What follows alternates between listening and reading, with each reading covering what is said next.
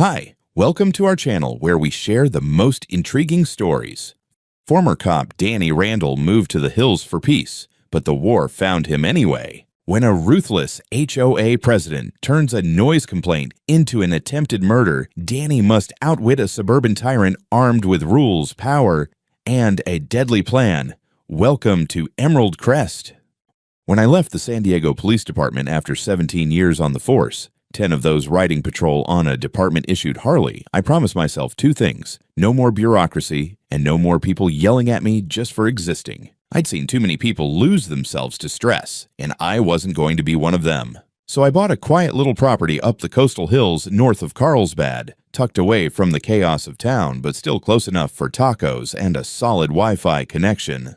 My place sat just outside of a gated neighborhood called Emerald Crest, a utopia of regulation, uniform lawns, and suspiciously identical mailbox designs. I wasn't part of it, thank God, but the only paved road that led up to my hill happened to run straight through their domain. Most of the time, I barely noticed the place. The folks inside mostly ignored me, and I returned the favor. I kept my yard clean, didn't mess with anyone, and enjoyed the hell out of riding my custom Harley along the winding coast, especially late at night when the breeze was cool and the world was quiet. It was freedom, pure and simple. I figured no one could possibly have a problem with that. Then came Karen. The first time I met her, I didn't really meet her, I just heard her. I was rolling slowly up the hill one night after a long ride, letting the engine hum down to a purr as I coasted through Emerald Crest. All of a sudden, a voice exploded out of the darkness. "This is not a road for hooligans." I turned my head in time to catch the silhouette of a woman on a second-story balcony, her arms flailing like she was signaling an airstrike. I didn't stop,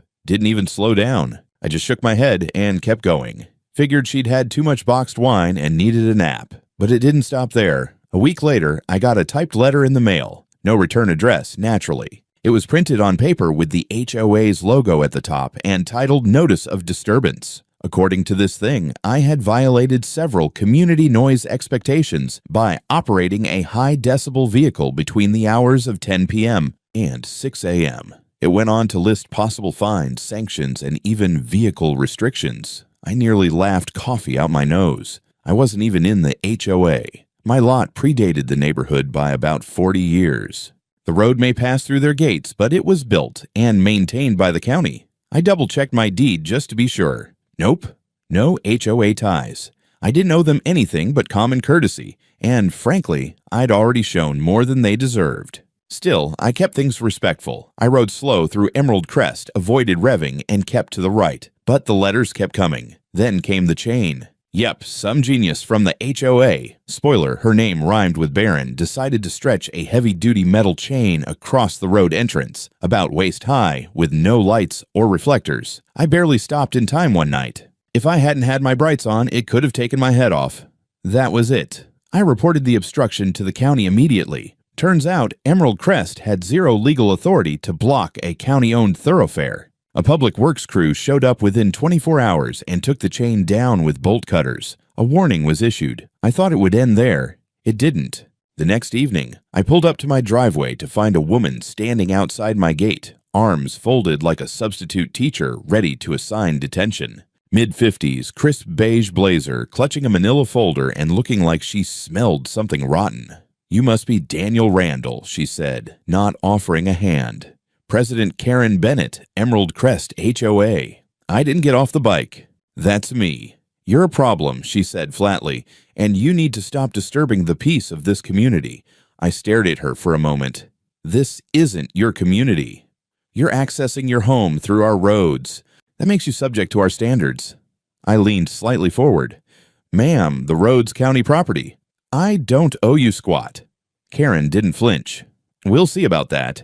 I promise you, I will find a way to remove this nuisance." That's when I knew. This wasn't just about noise. This was about control. I nodded slowly and smiled, not the friendly kind. "Thanks for the heads up," I said. Then I flipped up the visor on my helmet, looked her dead in the eye, and added, "You should know I have full security coverage on my property. Audio, video, motion lights. Everything records straight to the cloud." Her lips tightened. She spun on her heels and walked away without another word. I watched her go, and I knew I hadn't heard the last of her. The funny thing about threats is you never forget them, especially when you've spent nearly 2 decades watching what happens when people follow through. Karen Bennett's promise to remove this nuisance wasn't some offhand insult. It was a warning, plain and simple. And I've learned the hard way that when someone like her gets quiet after a threat, they're not backing off. They're planning. The morning after our little gateside encounter, I filed an official incident report with the county sheriff's department. Not a full complaint, just documentation. I sent a copy to my lawyer, too.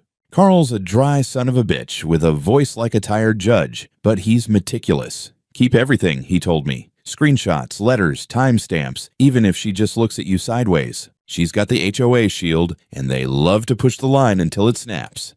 So that's what I did. Over the next few days, I compiled a tidy little folder on Karen, photos of her peeking through her blinds when I passed, time-stamped videos of her SUV circling my cul-de-sac without reason, and the latest gem, a third letter from the Emerald Crest. HA, this time threatening to report me to municipal noise enforcement if I didn't comply with their guidelines. I scanned the letter, checked the header, and nearly laughed. It wasn't even a real department. They'd invented a fake division to sound official. That's how desperate she was. Still, I stayed calm.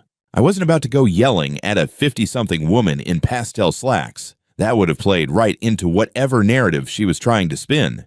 Instead, I doubled down on being boring and quiet, kept my speed low through the neighborhood, never revved the engine, installed a second motion sensor floodlight above the garage and linked it to my cloud server, mounted a small wide-angle camera near the mailbox just for good measure. That's when the oil incident happened. It was subtle at first. I pulled into the driveway one night and felt the rear wheel of the Harley slip slightly under me. Just a twitch, enough to raise the hairs on my neck. I parked, got off, and walked back down the concrete. Under the pale glow of the porch light, I could just barely make out a slick sheen spread across part of the drive. I crouched, touched it with a gloved finger, sniffed, motor oil, fresh. I checked the footage from my cameras, nothing. My driveway and garage were covered, but not the very edge of the road. That space where the oil had been poured was just outside the frame, a blind spot, convenient. So I adjusted the cameras, widened the angles, added a trail cam to a nearby bush, and noted the incident in my file. Again, no accusation, no confrontation, just preparation. But inside, I could feel that itch I hadn't felt since my days on the force, the sense that someone wasn't just pushing boundaries anymore. They were testing how far they could go before I broke. The next escalation was anything but subtle. I woke up one morning to a sharp, rhythmic ping, ping, ping on the front gate. I walked out in sweats and boots, cup of coffee in hand, to find Karen herself standing just outside the line of my property. She was holding a manila envelope and an expression like she was preparing for battle. "I'm giving you one last chance to behave like a decent neighbor," she said. "Good morning to you too," I replied flatly. "This is a formal notice of action," she said, thrusting the envelope through the bars. "The HOA board has voted to restrict your access through Emerald Crest until further notice. We're installing a physical barrier this weekend." I didn't even take the envelope. "That road isn't yours. It's owned by the county. You block it again, and you'll have deputies at your door before you can finish tightening a bolt." Her jaw twitched. "You think the county cares about a lone man with a motorcycle and no neighbors?" I smiled just enough to be annoying. "They care about lawsuits, and I've got time." Karen stepped back like I'd slapped her. "You'll regret this." "No," I said, still holding my coffee. "You will." She turned sharply and walked away, heels clicking like gunshots on the sidewalk. By that point, I had my entire property on lock. Cameras, sensors, alerts sent straight to my phone. I logged every incident, every word she said, even the brand of envelope she handed me. Still, I couldn't shake the feeling that none of it was going to matter once she decided to stop hiding behind HOA letters. I kept my eyes open. I kept calm, but I knew what was coming. By the time that night rolled around, I could feel fatigue creeping into my bones the way old injuries ache before a storm. The sky over the Pacific had been threatening rain since sunset, and by the time I finished a late consulting call with the startup team, the clouds finally decided to open up. I pulled on my rain jacket, locked the house, and took the Harley down to the coast anyway. Riding in the rain isn't smart, but sometimes the roar of the engine and the cold sting of water cutting across my face are the only things that keep my head clear. And I needed clarity. Karen's threats were piling up in the back of my mind, like storm clouds of a different kind, and I wasn't about to sit on the couch waiting for lightning to strike. I spent a few hours riding down along the wet coastline, watching the neon reflection of late-night diners smear across the asphalt as the Harley sliced through puddles. The rain got heavier, then lighter, then heavier again. Typical coastal mood swings. When I finally made the turn back toward Emerald Crest, it was already well past 2 in the morning. The kind of hour when even nosy HOA presidents are supposed to be asleep, though I had my doubts about Karen's relationship with normal human circadian rhythms. The neighborhood was pitch black. No porch lights, no movement, just the slap of rain on rooftops and the rumble of thunder somewhere offshore. I kept my speed low, letting the bike idle almost silently as I coasted through the private-looking but not actually private streets. For once, there were no angry silhouettes watching from windows, no arms waving like inflatable tube men having a seizure, just quiet. I reached my driveway and felt the exhaustion hit me all at once. I was soaked, cold, and ready to collapse onto my bed. Normally, I'd roll the Harley straight into the garage, wipe her down, and run a quick check on the brakes and chain, old habits from the job, but that night, I just didn't have it in me. I parked her on the driveway, under the glow of my front porch light, right in clear view of my cameras. She would be fine for a few hours. At least, that's what I thought. Inside, I peeled off the wet jacket, kicked off my boots, and let the warmth of the house melt the chill. I locked the door, checked the camera feeds once out of instinct, and saw nothing but empty rain-slick concrete and the peaceful silhouette of the Harley. No alerts, no movement. Everything seemed normal. So I went to bed. I must have been out cold because the next thing I knew, someone was pounding on my front door like they planned to break it down. My brain jolted awake. For a second, my training kicked in, and I grabbed the pistol from the safe by reflex before I realized the pounding wasn't hostile panic. It was frantic, frightened. I checked the peephole. It was Amber, my neighbor from across the hill. She stood there in a raincoat, panting, hair soaked, clutching something in her hands. I opened the door just enough to let her in, and she practically stumbled forward. "Danny, you need to see this," she gasped. Her voice trembled, and that alone had my stomach dropping. Amber was usually calmer than a doctor delivering bad news. "What happened?" I asked, taking the small flash drive she pressed into my palm. "My camera picked something up. From last night." I didn't want to text. I figured if she messed with your bike. She swallowed hard. I thought maybe she'd do something worse if she knew I saw. I shut the door behind her, locked it, and headed straight to the living room. Turned on the TV, plugged the flash drive into the media hub. The video popped up with a timestamp, 2:43 in the morning, same night, less than an hour after I got home. At first, all I saw was darkness and the shimmering blur of rain. Then a figure approached, slowly, carefully, wearing a hood and gloves. Karen. Even drenched in rain, I recognized the stiff posture, the self-righteous stomp of her walk. She crouched by my Harley, looking up every few seconds, scanning the driveway. Then she pulled something from her coat pocket, metal glinting under the light. Pliers. I watched in utter disbelief as she leaned in and went to work on my front brake line. She didn't hesitate. Not for a second. She cut, twisted, pulled something free, then wrapped the damaged area with a strip of black electrical tape like some sick arts and crafts project. When she finished, she actually paused to smile to herself. A tiny smirk. Self-satisfied. Then she slipped the pliers back into her pocket and walked off into the rain, disappearing through the side path that led to the Emerald Crest perimeter gate. I froze. Amber watched me with wide eyes. I backed it up to the cloud, twice, and saved a copy on my phone. I didn't want anything to disappear. Smart, I muttered, my voice tight.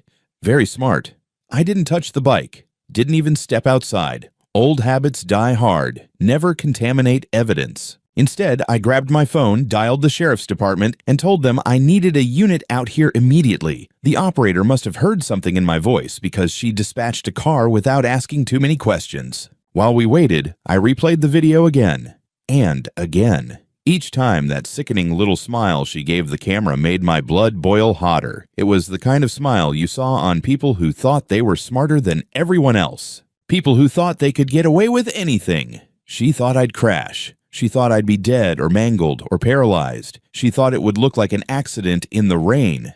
And if Amber's camera hadn't caught her, maybe she would have been right. When the cruiser pulled up, lights reflecting across the wet concrete, I felt the shift in the air, the moment when everything finally snapped from annoying HOA harassment to criminal intent. The deputies stepped out, took one look at my face, then at the bike, then at Amber, and they knew something serious had gone down. Things were about to get very real. The responding deputies were two locals I didn't recognize, probably new to this side of the county. They looked young, but not green. The lead one, Deputy Morales, introduced herself with a clipped professionalism that told me she'd dealt with her share of bizarre calls, but nothing quite like this. Her partner, a wiry guy named Bell, kept scanning the perimeter like he expected Karen to leap out from behind a bush and confess with jazz hands. "Walk us through it," Morales said, pulling out a notepad while Bell crouched near the Harley. I gave them the whole rundown, the harassment from the HOA, the threats, the chain, the oil on the driveway, the bogus citations. I made sure to emphasize that I was not a member of the HOA and that Karen Bennett had no legal authority over my property or that road. Then I showed them the video. They watched it in silence. No commentary. Just the low hiss of rain outside the window and the faint audio of Karen snipping a brake line like she was pruning a rose bush. When it ended, Morales looked at me, then Amber. "You said you have multiple backups of this recording?" Amber nodded quickly. 2 in the cloud, 1 on my phone, 1 on that drive. I also wrote down the file hash. My brother works in cybersecurity. He made sure it's verifiable and can't be called fake in court. Morales gave an approving grunt. "Smart, very smart." She turned to me. "Have you touched the motorcycle since you got home?" "No, the only time I got near it was to park it." The second she showed me the video, I locked the house down and waited. "Good, don't touch it." She radioed for a crime scene unit, then stepped aside to make a call to the watch commander. Meanwhile, Bell walked back to the porch, shaking his head. "That's a Harley FXR?" he asked. "Custom, hand-built the front end myself." "Well, that custom front brake line's definitely been tampered with. She didn't just cut it. She pinched the line, then cut the connection and used electrical tape to make it look intact. Would have held up under visual inspection, maybe even for a slow ride around the block. But one squeeze of the front brake at speed and..." He didn't finish the sentence. He didn't have to. I'd been riding in the rain, downhill, along coastal curves. That kind of sabotage wasn't just vandalism. It was an execution attempt disguised as a mechanical failure. Bell met my eyes. "You could have died, man." I nodded, jaw clenched. "I know." The crime scene van showed up within the hour. They cordoned off the driveway, brought out evidence bags, took fingerprints, photos, measurements. They even found part of the insulation from the brake line discarded under a nearby bush, likely dropped when she walked off. Then came the kicker. Bell approached me again, holding a small Ziploc bag. Inside, a pair of silver pliers. "We found these in the hedge across from your driveway, still wet. No rust, no debris. Recent drop. Prints. Already on it." The crime techs dusted them right there on the hood of the cruiser under a portable light. Clear as day. A full thumbprint and 2 partials. I didn't even need confirmation to know whose they were. While they worked, Morales returned from the patrol car. "Based on the footage, the tampering, and the threat history, we're classifying this as attempted murder with intent to cause severe bodily harm through vehicular sabotage. That's a felony, and it'll hold." She handed me a carbon copy of the report and a victim's rights packet. I'd received a few of those in my day, back when I wore the badge. Never thought I'd be on the other end of one. "Next step is a warrant," Morales continued. "Her prints on the tool plus that footage? Judge won't hesitate. You'll be contacted by the investigator handling the felony case. In the meantime, stay out of her way. Don't retaliate. Let us handle it." "Not planning to," I said. "I'm not the one cutting brake lines in the rain." Amber stayed while they packed up the evidence, and for the first time all night, I noticed how shaken she really was. Her hands trembled slightly when she handed over her video backups. Her kid was asleep in the house behind her. She had skin in this game now. "You did the right thing," I told her. "If that footage hadn't existed..." She shook her head. "I don't even want to think about that." By 4 in the morning, the scene was cleared, and the officers rolled out with all the evidence they needed. I was left standing in my driveway under the pale yellow light, staring at the Harley that had almost become my tombstone. I didn't sleep. I just sat on the porch with a coffee watching the clouds break apart over the hills. At exactly 7:30, I got the call. It was a detective from the Major Crimes Division. The pliers were a match, and Karen Bennett had been arrested at her home, still in her pajamas according to the deputy on site, just minutes earlier. She'd been caught off guard, claimed she was being framed, asked if the biker was still alive. They cuffed her before she could finish screaming about community standards. I didn't smile, not yet, but I did pour myself a fresh cup of coffee. They held Karen for less than 12 hours before her lawyer managed to get her out on bail. That didn't surprise me. She had money, connections, and just enough legal savvy to weaponize the system. But what did surprise me was how fast the fallout started. That same afternoon, 2 detectives from the county's Major Crimes Unit arrived at my place with a search warrant for her house. I sat on the porch while they walked me through it. Turns out this wasn't just about my bike anymore. The brake sabotage video had triggered a full investigation, and when the ADA saw the evidence, tool marks, fingerprints, footage, and prior threats, they went digging. They got her search warrant approved by a judge less than an hour after she made bail. While I waited, Amber texted me an update. HOA members were already whispering about it on Nextdoor. Some supported her, others, not so much. Apparently, she'd made a lot of enemies over the years with her zero-tolerance leadership style. Around 5 p.m., the detectives called me again. "You're going to want to hear this," one said. What they found inside Karen's place pushed this case from reckless into premeditated. First, her laptop. The browser history alone was a gold mine. Search terms like, "Can you disable Harley brakes without leaving trace?" "How fast before brake failure causes crash?" And the real gem, "What's the jail time for sabotage if no one dies?" She'd been planning something. Then they opened a folder on her desktop labeled Noise Complaint Archive. Inside, dozens of screenshots of my motorcycle time-stamped, surveillance footage from her own cameras, audio recordings of me riding by. She'd been obsessively logging my movements for months, like some twisted librarian of vengeance. More disturbing, a document titled Incident Timeline. It was a table meticulously organized, listing every time I passed through the HOA road, date, time, estimated speed, weather conditions. Comments like, "Revved engine 3X at 11:43 p.m., disrespectful," or "woke me up again." She wasn't just mad, she was methodical. Then came the kicker. In her garage, inside a locked metal drawer, they found a Ziploc bag containing tape fragments, matching the brand and size of the tape she used on my brake line. Right next to it, a pair of gloves and a burner phone. On the phone, a single text message never sent. "He deserves it. Nobody will suspect a woman." The detectives weren't laughing. By morning, the ADA filed to upgrade the charges from simple felony vandalism to attempted second-degree murder with premeditation. That changed everything. Karen's lawyer went into overdrive trying to suppress the laptop evidence, claiming it was taken out of context and that she had obsessive tendencies but no intent. But it was no use. The fingerprint match, the video, and now this digital trove made her defense paper thin. And that's when the HOA decided to step in, but not how you'd expect.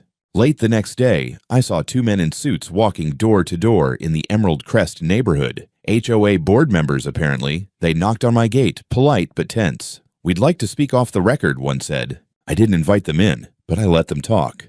They explained that the HOA board was shocked by Karen's actions and wanted to make it absolutely clear that she was acting independently, in no way representing the HOA's views or standards. They handed me a formal letter distancing the organization from her. They were scared of liability, of lawsuits, of publicity, and rightly so, because I'd already contacted my attorney. What they didn't know was that Karen had used official HOA stationery to send me multiple fake violations over the past months. She'd signed her name under the HOA title. She'd claimed jurisdiction over a road that the county still owned, despite their maintenance contract. And worst of all, she'd filed a formal complaint with the county pretending to be a rep of my neighborhood, claiming I was creating an unsafe traffic environment with my motorcycle. All of it documented, all of it traced back to her. I handed the HOA board members copies of the documents, just enough to let them know I wasn't bluffing. Their faces went pale. They asked if I was planning legal action.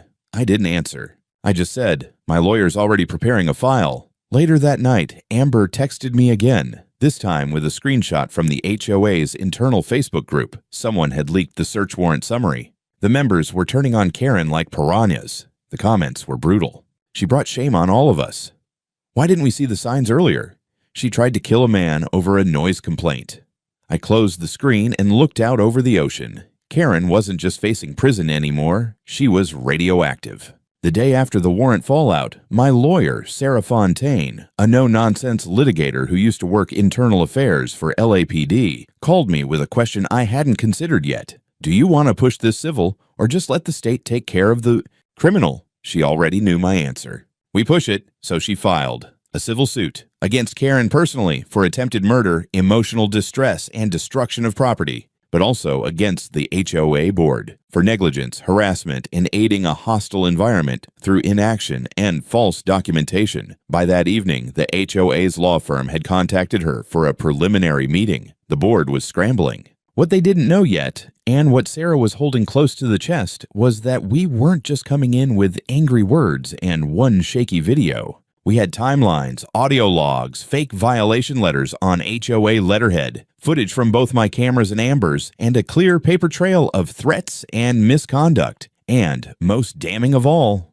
a written HOA meeting memo from 4 months ago where a board member noted resident complaints regarding Danny Randall's motorcycle noise, and Karen's response, "I'll take care of it personally." It was in the minutes, in black and white. That memo linked the HOA directly to her intent, and now it was part of evidence. While Sarah handled the legal battle, I dealt with another layer of fallout. The police investigation wasn't quiet anymore. Local media got wind of it. The headlines weren't subtle. HOA president allegedly sabotaged motorcycle. Victim says it was attempted murder. Former officer targeted in feud with Emerald Crest HOA. I started getting calls. Journalists. Neighbors I hadn't heard from in years. Even a podcast host who wanted an interview. I turned them all down. I wasn't in this for attention, but the pressure worked in my favor. Suddenly, neighbors who had once avoided eye contact now sent me DMs. One woman, Sylvia, confessed that Karen had fined her over a garden gnome twice and forged a landscaping citation to threaten her with removal. A retired man named Hugh sent me a PDF of a noise ordinance letter Karen had sent him on HOA letterhead, citing county codes that didn't exist. Sarah took it all. The mounting pile of witness statements turned our civil case into a class action risk for the HOA. They knew it. Their lawyer reached out again, this time offering settlement discussions. We didn't respond. Yet. Because things were about to get worse for them. Amber, ever the quiet watchdog, had installed a new camera pointed at the edge of her property last month. Pure coincidence, or fate, depending on how you look at it. Reviewing that footage again, she found something new. 2 weeks before the brake sabotage, Karen had been caught walking along Amber's fence line with a clipboard, looking over both properties, measuring with a tape. She was casing my driveway. She had been planning this well in advance. Sarah submitted that clip as supplemental evidence. The state prosecutor took notice. The ADA filed an additional motion to include aggravated premeditation in the criminal charges. That bumped the stakes even higher, potentially turning her upcoming court appearance into a full-blown indictment with serious prison time. The cherry on top? An anonymous leak hit the news. Karen had applied to be a county mediator last year. Her application had boasted of her conflict resolution skills, community building, and, no joke, her ability to defuse volatile neighbor disputes. That aged like milk in the desert. Emerald Crest Board issued a panicked statement. Karen Bennett had been suspended from all HOA duties pending outcome of the legal process, and the board would cooperate fully with any investigations.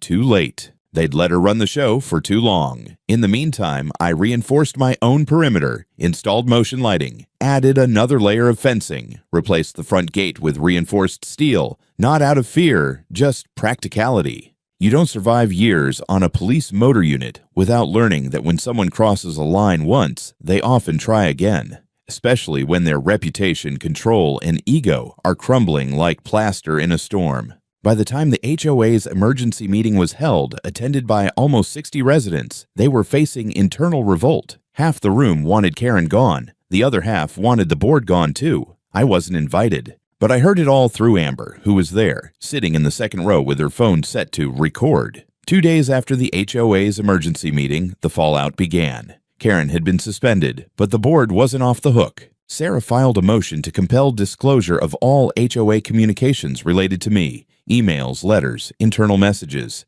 It wasn't just about Karen anymore. We wanted to expose the whole culture of weaponized bureaucracy they'd enabled. Within 48 hours, we received a trove of emails. Redacted in parts, yes, but still full of gems. One board member, Greg Tolson, had emailed Karen last month.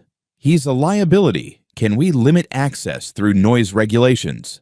Her reply, "I'm working on it. Don't worry." That was enough to prove complicity, not just Karen acting alone. This was an organized effort to intimidate a resident who didn't even belong to their HOA. Meanwhile, Karen had lawyered up. Her attorney tried spinning a narrative that she was concerned for neighborhood safety and feared that Mr. Randall's motorcycle might trigger an accident in the cul-de-sac. A laughable defense, especially when the video showed her crouched in the dark, cutting brake lines like she was in a spy movie. The media ate it up. The story aired on 3 local stations. My inbox flooded. Strangers messaged me to say thank you for standing up to HOA bullying. One guy from Arizona told me his HOA once fined him for hanging the flag at an incorrect angle. Another woman from Oregon said her HOA president spied on her through binoculars. Apparently, I'd become some kind of accidental folk hero, but I wasn't interested in being famous. I just wanted my peace back. Amber stayed involved, quietly, but fiercely. She testified at the preliminary hearing, confirming everything she saw, and even submitted new footage showing Karen's walk around the property weeks prior. Her calm, firm tone in court silenced the defense team. When Karen saw Amber on the witness stand, she finally cracked. You could see it, her jaw tight, her hands clenched. For the first time, she realized this wasn't going away. The court denied bail modification. Karen would stay under house arrest until trial. At the same time, Sarah negotiated a temporary restraining order against the HOA board. No further contact, no letters, no complaints, no harassment, direct or indirect. Violating it would mean contempt of court. For the first time in months, my property was quiet. I spent that weekend fixing up the garage, upgrading the camera system, and cleaning the Harley. The irony wasn't lost on me. All of this because I wanted to ride a motorcycle through a public access road, because I lived outside their little kingdom. I had dinner with Amber that Sunday. She made ribs. I brought beer. We sat on her porch watching the sunset melt into the Pacific. She asked me, "Do you think they'll actually change?" I shook my head. Only when it costs them. And we were just getting started. Trial week came like a storm front, thick with tension and buzzing with reporters. I wore a plain black suit and kept my mouth shut as we walked into the courthouse. Sarah had coached me well. Don't show anger, don't smirk, just tell the truth. That was easy. I'd been doing it for years. Karen looked different now, smaller. Her usual highbrow attitude was replaced by nervous glances and a twitch in her jaw that hadn't been there before. She sat next to her defense team, flanked by a pair of well-dressed attorneys who seemed more annoyed than confident. Opening statements were brutal. The prosecutor didn't mince words. "This is not a case of neighborhood noise complaints," he said, voice steady. "This is about a premeditated act of mechanical sabotage that could have resulted in death. The defendant tampered with brake lines. There is video. There are fingerprints. There is motive." Karen's defense tried to steer into mental instability, claiming stress, medication, even implying early signs of cognitive decline. It was a gamble, and the jury didn't buy it. I took the stand on day 2. I walked them through everything. Who I was, where I lived, why I left the bike out that night. I explained how the HOA had no jurisdiction over my property, how Karen had threatened me multiple times, and how I'd documented it all. When the prosecutor asked if I believed Karen wanted to hurt me, I didn't blink. I think she wanted to make a point, and if I died making that point, she was willing to risk it. Then came the video. Silence filled the courtroom as it played. Karen, hood up, crouching, tool in hand, cutting the front brake line. The jurors leaned forward. One woman gasped softly. Another man shook his head. But the real nail in the coffin was the tech expert. He broke down the metadata showing the footage hadn't been altered. Then the forensic mechanic confirmed that the brake line had been deliberately severed, not worn or cracked. The cherry on top, a print match on the tool found in her garage. Karen's thumbprint, plain as day. The verdict came back fast. Guilty. On all counts. Attempted murder, tampering with a vehicle, reckless endangerment, criminal mischief. The judge didn't hesitate. 12 years, no parole before 7, maximum security. Karen didn't speak. She just stared straight ahead, lips tight. When the bailiff cuffed her, she didn't resist, but her eyes, those cold, burning eyes, never once looked in my direction. As for the HOA, the civil suit hit hard. The judge ruled in our favor. HOA leadership was forced to resign. An independent receiver was appointed. They were ordered to pay damages not just to me, but to 6 other residents who stepped forward once the case went public. Total, over $350,000 in penalties and restitution. A month later, I stood at the foot of my driveway with a welding torch in one hand and a metal sign in the other. Amber helped me drill it into the post. It read, "Private access. No HOA jurisdiction. No trespassing. 24/7 video surveillance." Just below it, I added a smaller plate. "If you can read this, you're on camera." That night, I rolled the Harley into the driveway, parked it under the new spotlight I'd installed, and went inside with the door wide open. I didn't bother locking it. Not anymore, because the message was clear now. I don't belong to your system, and you don't get to control mine.